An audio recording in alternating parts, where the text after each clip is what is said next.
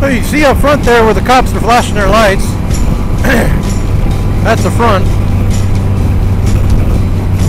I guarantee you there's probably, I'm in the very beginning, so, you know, there's usually about 300 to 400 bikes from Manassas that heads on out, somewhere in that neighborhood, I don't know, somewhere around there.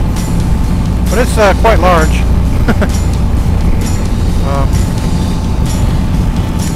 Yeah, there's quite a few of us. I'm glad they shut the road down.